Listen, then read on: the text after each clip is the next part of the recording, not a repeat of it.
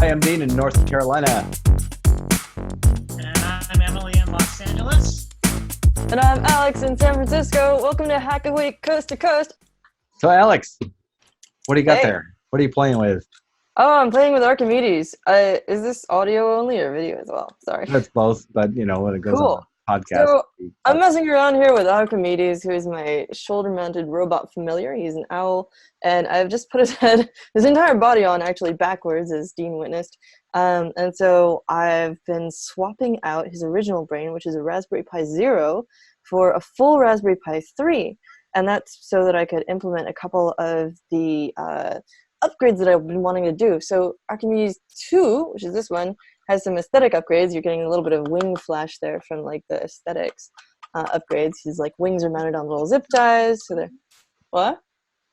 Is that a piece of a CD on his wing? What is that? Sure is.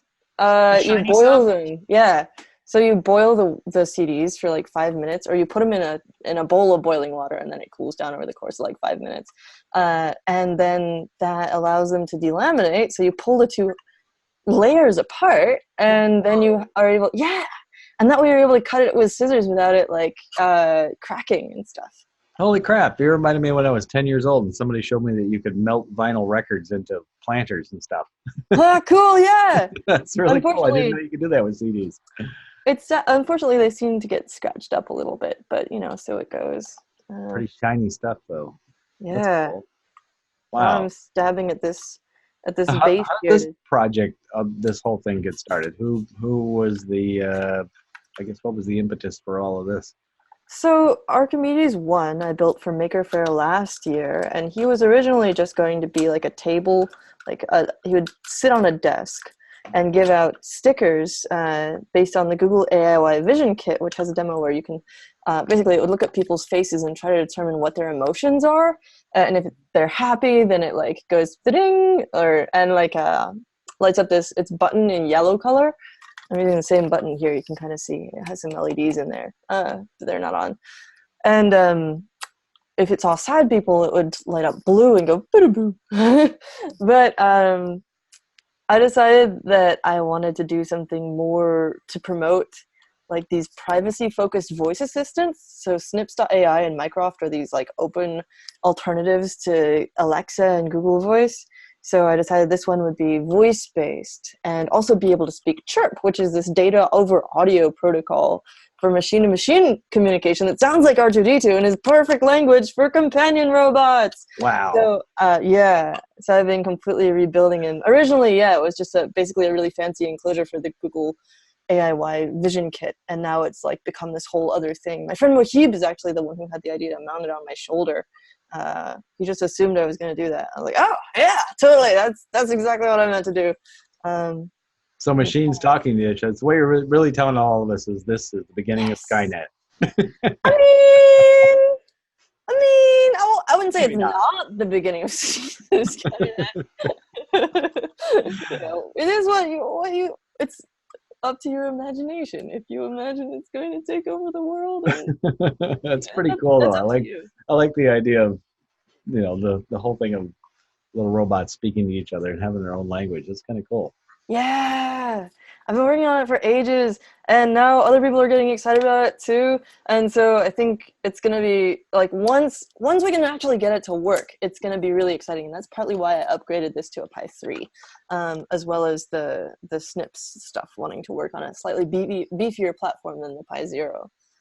But yeah, Pretty cool. Probably like inspired a bunch of people to start making these companion bots. It seems like because I'm seeing like more and more people working on them. yeah. Pretty cool, right?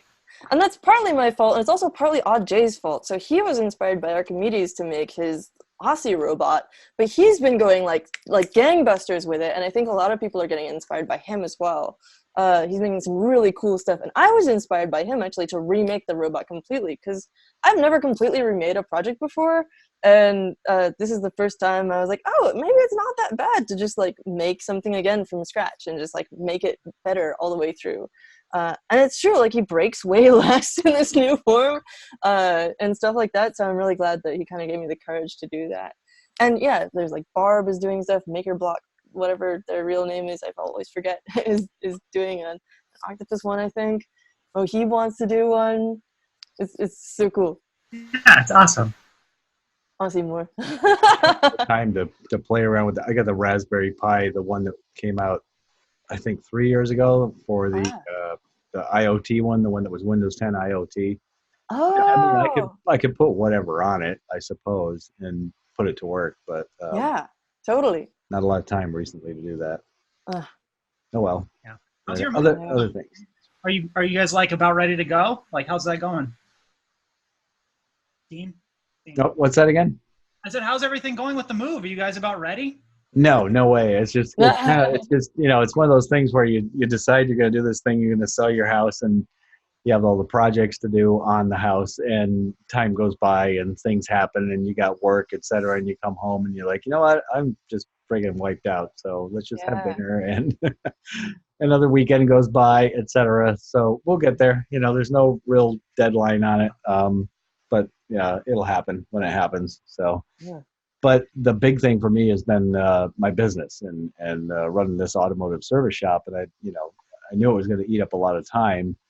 But the thing is it's just so much of my brain energy going into it that when you get home at the end of the day, you just kind of like, yeah, I kind of like to go out in the workshop and do something, but I'm just wiped out. So Oh yeah. it's kind of been put on the back burner for a while, but we'll get there. We'll get back into it at some point. And, over this weekend, my wife and I are going to do a little messing around in the shop, doing some welding of Ooh.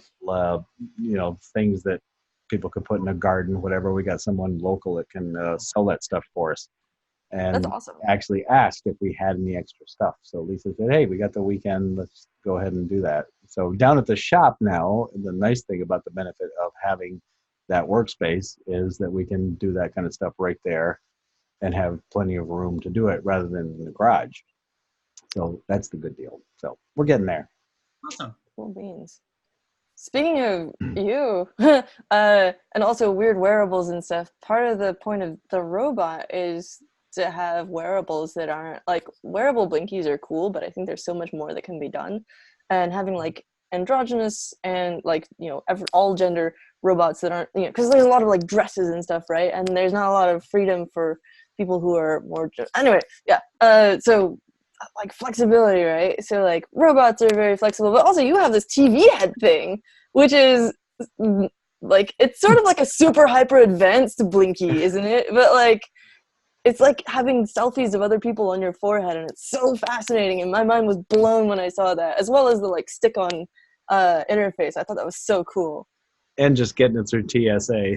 That's a Oh boy, I bet.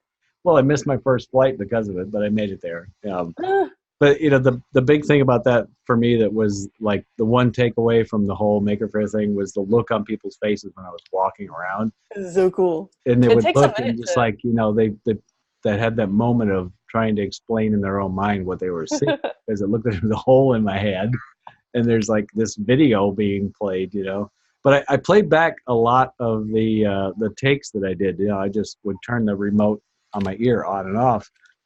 And a lot of them weren't in frame, and because it was mounted to my head, there's a lot of really jerky video. So I'd say out of probably like 30 or 40 little videos that I have, 3 or 4 of them are anything usable because that's just how it went. Because of all the moving around of your head, you don't really realize just how much you just twitch your head around to get the camera mounted to it, I guess. People that had Google Glass probably experienced a bit of that, but that was a much wider field of view than what I had going on. Yeah. But it was fun. It was a neat project. I would have totally expected the video to be stable because you feel like your head is like pretty stable on your body, but maybe like our brain compensates for the movement in our vision processing. I mean, you do, right? Feel There's saccades, or however you say it, where like your brain sort of ignores the bits where your eyes are twitching around. Well, yeah, your eyes move. You got like that PID thing kind of going on, right? So your eyes are always compensating for your head moving around a little bit. It's kind of like when you hold a chicken and move it around. Its head. I was gonna say you gotta put it on a chicken, then you'd have like a really smooth. Yeah, Steadicam, chicken Steadicam. Yeah. Smarter Every Day did that years ago. It was one of Yeah, their I first. saw that. It was so good. Do y'all ever like mess around together with old camcorders and stuff? Because I think you were using an old camcorder for that, and Emily, you were using an old camcorder for your tiny little CRT thingamajig. Yeah. Which was so cool. You know, they're super fun to play with, and they're relatively cheap to get at thrift stores. So I still look for them, and I've held off on them because I still have 3 other tiny little CRTs that I haven't used yet. But I do want to get one and like keep it intact. I actually had one that was from 1980, and so it was like the older kind of camera tech. It didn't have a CCD, one of those charge couple devices. It had an actual vacuum tube. It's called they come in, they have different names depending on the manufacturer. It was a Panasonic one, but it has an actual vacuum tube that like scans the front of the tube, and where the image is focused on the front of the tube, like if an electron hits a pixel where light's shining, then it does something different. I had one of those, and I really tried to get it to work because I was like, this is so old and so cool. And they give like a different kind of, like the picture they put out is different than what you get from a CCD device. You get a lot more of this like aura around like bright objects, and a lot more ghosting of the camera. There's, you know, parts of the image sort of like streak across the screen. They look so much better if you like that like old like video aesthetic, but I just couldn't get it to work. But if I ever see one of those again, I'm totally going to pick one out because they're just cool as heck. And I saved the vacuum tube itself. I don't know what I'll ever do with it, but it looked really neat, and so it's in my junk now. But yeah, they're fun. They're really fun. Yeah. It sounds like a kinescope. So, a kinescope was the stuff that was around like in the 50s and early 60s that they actually shot video with. And the reason why you see that halo around is because that was the lag time of the sensor turning back off and go into a state of readiness to receive another pulse of light. Wow. And so when you're thinking of it, it's scanning left and right all the time, and it picks it up. Now it's got to turn back off. So there was a lag time. So you get this weird, like you said, kind of like a black halo around highlights that would happen. It was very characteristic of it. If you watch some of the old episodes of the Twilight Zone that were filmed in kinescope, you see that. Yeah. Oh, that's so cool. Oh, I have a weird thing for y'all. Yeah. Here's the thing. I was putting this cable together for Archimedes last night, and one end of it is a bunch of like heat shrunk little tiny cables, right? I don't know if you saw this already, but it's so weird. It has to do with lighters. So every time I was trying to heat up the heat shrink to shrink it, I gotta show you on the other video here. Okay, so here is a pre-existing robot. Now this is on a Pi that is not programmed at all, and these servos are like attached to the Pi through this Matrix creator board, right? And what happens was when I flick the lighter over on this end of the desk, like 2 feet away, what happens is the servos move. What? Holy shit! They have power, and like they have the data line hooked up to floating pins that are not programmed to do anything. And so like people ask a bunch of questions. So for one thing, like it's not the flame that does it, it's just the spark. So it's like clearly some kind of weird EM thing going on.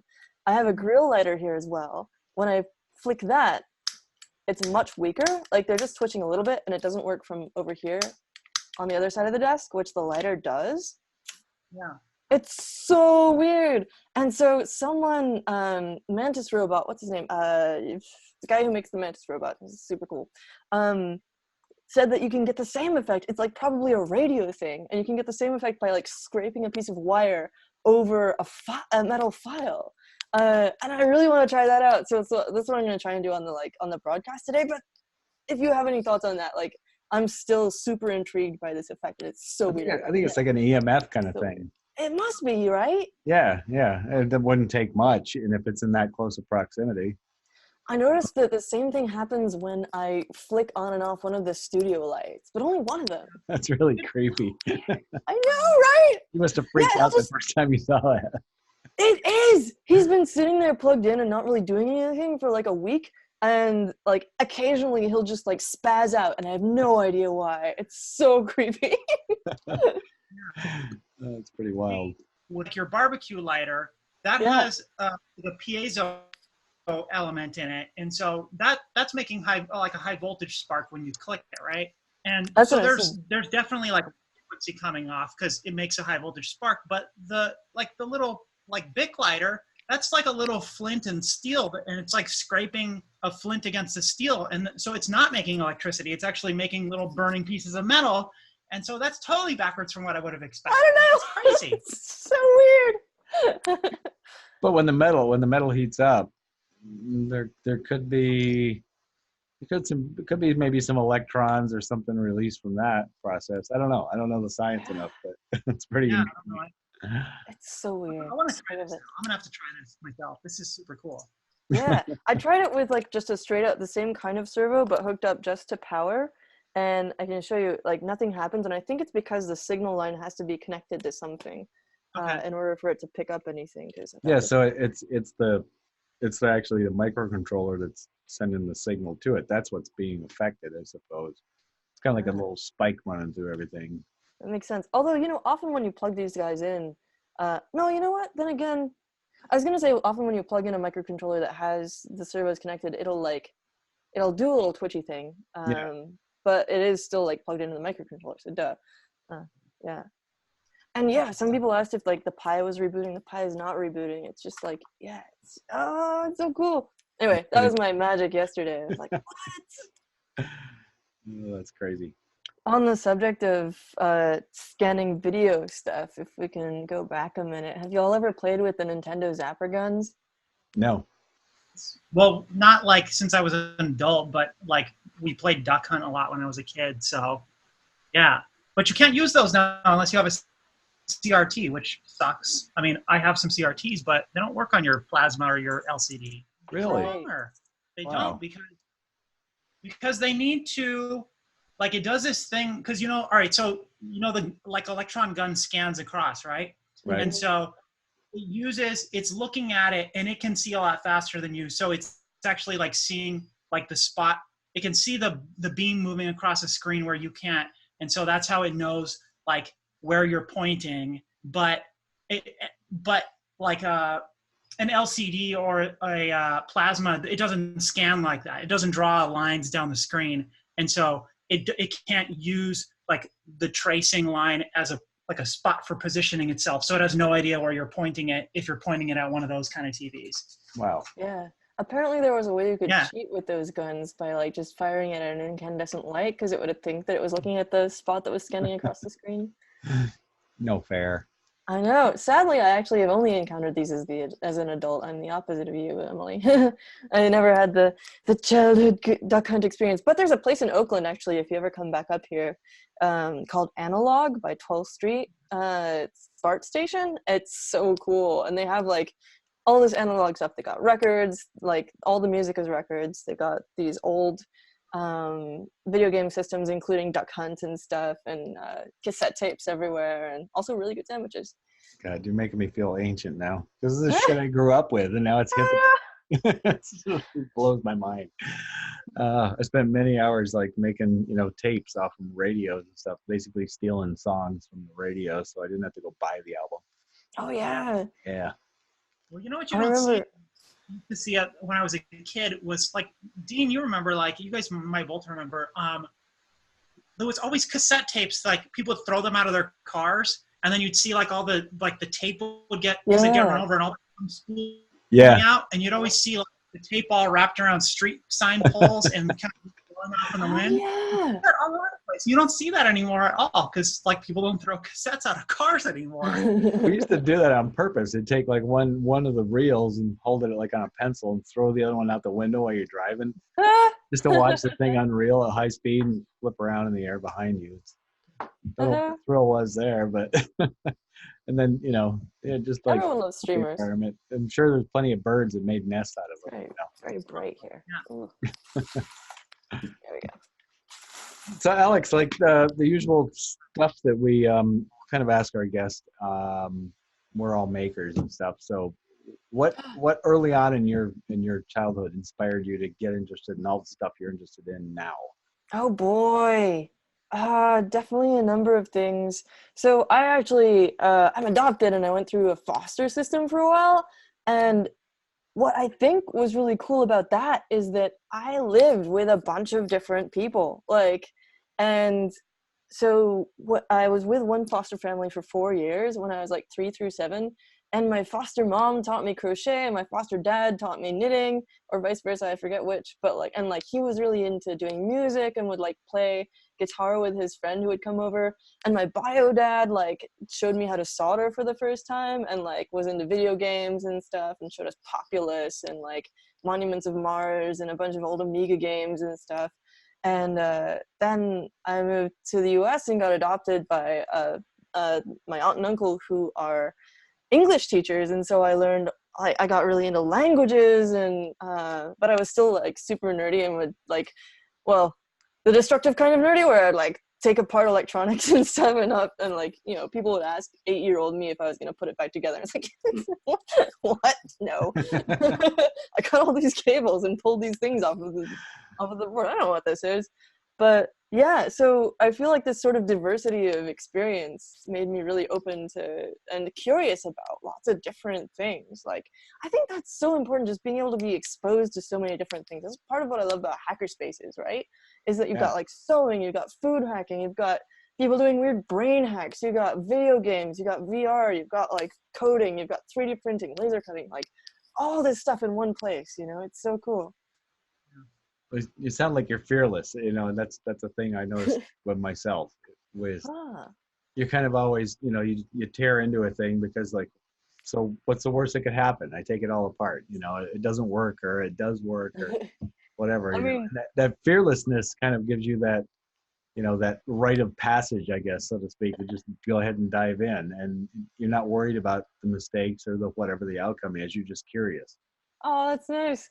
I would kind of agree with that. But also, yeah, also I guess in terms of early experiences, I already stuck my fingers in the socket when I was like 7 years old. So I know, you know, if I didn't die from that, Right. probably okay. Yeah. Yeah. I mean, I knew what it would do. I was just so. I think the first time I ever did that, I was probably like 4. It was an empty light socket, and I guess it was turned on. I just shoved my finger in the thing. I was like, oh, hello, 110 volts. It's just an interesting little sort of buzzy feeling. Maybe I'm lucky I did that in Kansas and not in like England, because then that would have been like 220 instead. Yeah, right. Yeah. So Emily, you got some questions about stuff like that for Alex? Yeah, I guess I'd like to know, like, who inspires you now? Like, who's doing work out there that you think is super cool these days? Oh boy. Crystal Prasad is someone that I interviewed recently for Hackster, and she is so cool. Like, a lot of people that I've met and paid attention to recently have like an industrial design background or a design background, like Sophie Wong talks about hers and stuff. And Crystal like went to school and like studied industrial design, and now, but also at the same time was really excited about developing things that went beyond like cool looking furniture and into things like, how do we make batteries out of microbes, and like how do we make other stuff that sort of is positive for the world and no one's really built yet or thought about building yet, you know. Like the batteries for microbes is still like a ways away, or from with microbes, but she's like been playing around with it, and she's still doing it.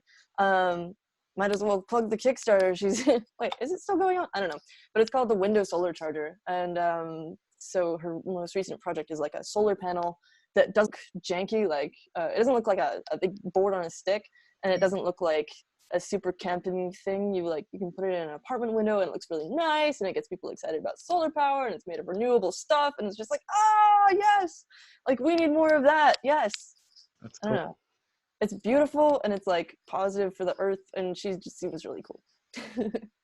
I love stuff like that that's made out of, you know, take something, turn it into something else, and actually does something that's, you know, a productive thing for the environment, for the world, for the whatever, instead of ending up in a landfill somewhere, just taking up space to be found 100,000 years from now by somebody going, what the hell is wrong with these people? Totally. And I love the approach that, like, this is something that I'm sort of exploring myself, is like, how do you get people excited about alternative technologies for, like, you know, bettering the world and stuff? Because there's the one approach, right, where you're just like, the world's on fire, and then there's the other approach where you're like lecturing people about like how to be better. and stuff. But I think this approach of like curiosity and excitement and making beautiful things that like make it easy for people to do that, I think is just so positive. That's great. Yeah. What did you say your Kickstarter was called? Windows Solar Charger. Windows Solar. Her company is called Group Hug Tech. It's so cute. That's perfect. She made this like solar cat that went in the New York something museum, science museum, something like that. That's like a big, huge kitty face made of solar panels, and it like can charge stuff. It's so cool. That's nice warm fuzzy there. Yeah. Way cool. So what are you doing now? Tell us a little bit about Hackster.io. What you're doing with that? Oh yeah. Oh my. I've been here. So I was actually technically the first hire. So back in the day when we didn't really have a community yet, and so I was coming from this position of like I had been really involved in maker spaces. I had been running my own like maker blog for a while, and been hired to like do that for Pinocchio, like an old mesh radio Arduino type device, sort of like particle mesh, but from ages ago. And so I'd been doing that kind of stuff, and then was like introduced to me by our friend Cedric, and was like, "Hey, do you want to work for this place and like help us build a community?" And I've been doing like a lot of tech support as well, so I had sort of a bunch of different hats that I could wear in this sphere. And I was like, why do we need another community for makers? Because I had been doing this residency at Instructables, and I didn't see the point at the time. But eventually I came to realize like that it has a lot of pluses, like the electronics focus, like this came out before Hackaday.io, so it was like I think that they're all cool communities and they all have their pros, but like at the time I took a little bit of convincing, and the fact that we work with the companies directly and like give this sort of easy categorizability and like the white label version of each company's page and stuff. Anyway, so that's sort of what lured me in. And then for a while I was just sort of doing tech support, doing trying to recruit companies to the site, trying to get people to publish projects here. And a couple of years in, Ben was like, "Hey, do you want to do you should start doing videos?" And I was like, how about one a month? And he was like, how about like 1 or 2 a week? And I was like, no! I had no skills in the area. And they were terrible, and the sound was terrible, and people were like, why is your sound so terrible? Fix it. And I was like, So, but over the course of a few years, it's, I hope, gotten better. I think it's gotten much better by the fact that I cringe really hard when I look at the old ones. Like, I think that's a big indicator of growth, is like just cringing at your old stuff, like, Sure. I'm sure you have projects that you cringe at. What do y'all cringe at? With Hackaweek, I first started out with like I think it was a 640-480 camera. It was just really pathetic. But well, I kind of went from like a decent camera to a shitty camera, and then to like a mediocre camera, and eventually to 1080p. But yeah, some of the early stuff, there's a lot of hiss and noise in the background, and it's crappy video, but the content's there, and that's what really matters. So, and people still get excited about it. That's the thing. Yeah. And if you can see the criticisms as constructive, then I see Hackster.io as a really, it's a pretty cool mag. And when I first got introduced to it, and a couple people approached me to do some articles in it, I've yet to do one, but I saw it as an alternate to Make Magazine big time. Oh yeah. And I think it can totally take its place, and it could potentially even have like something attached to it, like Maker Faire. That'd be so cool. Didn't they do something like a Hack Fest or something recently? You might be thinking of Hackspace Magazine, which we've sort of collaborated with. We did. That was it. Actually, Hackspace instead. Yeah, that is exactly what I'm thinking of. I did. It's all good. But it's it's all in the same genre. There's Hackspace, Hackster, Hackaday. There's all kinds. It's like But it all has the same end run. It's like build some shit and share it with the community. Yes. That's what it's all about. Yeah, and we did a series of hackathons back in 2015 because there is this big focus on how do we get people. Hardware is about physical, tangible, real world stuff, right? And so it doesn't make sense for it to just be virtual. And so like we ran this hackathon series back in 2015. It was the year of Back to the Future. And so we called it Hack to the Future. We bought a DeLorean. We told people to hack it. It was great. Somebody made the actual flame trails work and stuff. But yeah, so we've loved doing that stuff just for such a small team. It's very intensive for us. Like, yeah, it's like, yeah, running events takes a huge amount of resources. But SuperCon is awesome, and I think and Teardown was rad, and I think a lot of people are gravitating toward all the festivals. You know? I wish I could participate in more of those. Unfortunately, on the other side of the country for me, so it's it's a big make. Dean, I have a thing. We have 5 minutes left, so. Oh my. Yeah, we do. We got about that. Yep. You talk about hardware hacking and production. Emily has been pretty prolific in the last few weeks here. We haven't had a chance to talk too much about it on podcasts. We've had a lot of guests on, which has been lots of fun. But I'm really looking forward to hearing more about the stuff that she's done in the last few weeks. And it's like, on Twitter, I just keep seeing this stuff pop up all the time. And it's like, do you ever sleep? Yeah, not enough. Never enough. No sleep, only robots. Yeah. What are you building? So what I'm doing right now is I'm building a synthesizer, like a really basic synthesizer, an Arduino-based synth, using the Mozzie library. I don't know if you ever played around with Mozzie or not. Yeah. Yeah. It's the documentation is crap, and like it's a really seems like a powerful library, but like I'm not great at coding, and it's like really bad documentation, so like I can't figure out a lot of things that aren't working. But I'm building a synth out of, I've got some of the stuff here because I was working on it before the podcast. I got this old cigar box that I picked up at a thrift store. It's like really nice old cigar box. So I'm like, this has to be the case for it. And, I like to do things with animal bones. So I'm putting a raccoon. This is my raccoon skull. So this poor raccoon got hit by a car, so the back half of his skull is not attached. But that's pretty metal, though. Yeah, so this guy is going to go inside of there with the Arduino and with the speaker, and it's going to be a thing I really like about bones is that they're kind of translucent, and so you can put LEDs in them, and then they light up, and so it's going to get pink LEDs inside of it. So that's my project at the moment. Roger and I, my friend Roger and I have been working on a vacuum fluorescent display project. Because I got this old VCR timer tuner some months back, and it had one of those, like the old school VCR displays. And he was like, hey, do you think we can do something with this? And I was like, yeah, maybe. And it turned into this whole long thing of can we get it to turn on? Can we get it to do stuff? And now it's we have the power supply. We have a Raspberry Pi telling it to do things, and it's getting turned into this thing that I call the death clock.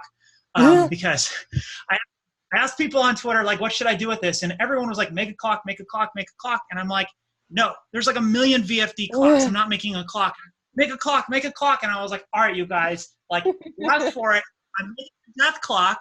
And so what it's going to do is when you touch a little capacitive touch thing on the top, it's going to move thinking. And then it'll read back to you. It'll say you're going to die on.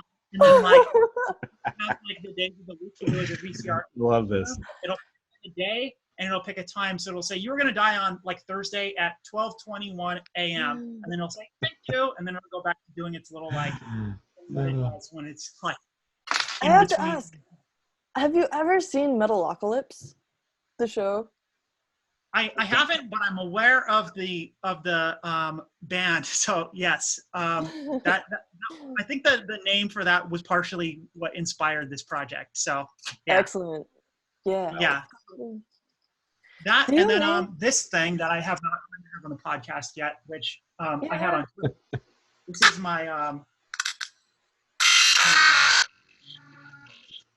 my circuit bent toy megaphone thing that I was working on. So I love that thing. That thing is cool. It's so great. It's so obnoxious in a good way. Yeah, do you ever name the raccoon or the little birds or whatever? I kind of picture those as being called Mike and Ike or something like that. Or I should have come up. I didn't call them the birds, but they do need a real name. They're just called the birds, but they should have some good names like Mike and Ike. Absolutely. Yeah, that poor raccoon, man. I hope he went fast. It looks like he did. It looks like his head just totally got hammered by a tire because the back half of his skull is just gone. It didn't live very long that way. Yeah. Harsh.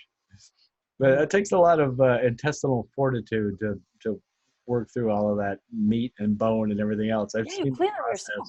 and it's pretty gnarly. So Disgusting hobby. That's Yeah. for sure. well, I think we've probably got to wrap it up. We got about a minute left here, so I think I'm gonna say thanks to Alex. This has been fun. Thank you. I'm really excited to check out the other episodes. Yeah. Yeah. Definitely check them out. You can find them on all the usual podcast places. I'm not going to list them all because it just gets propagated out to all of them, and of course it's on YouTube as well. Sweet. And, I guess that's about it for this week. Thank you all. Have an awesome week. So until next time.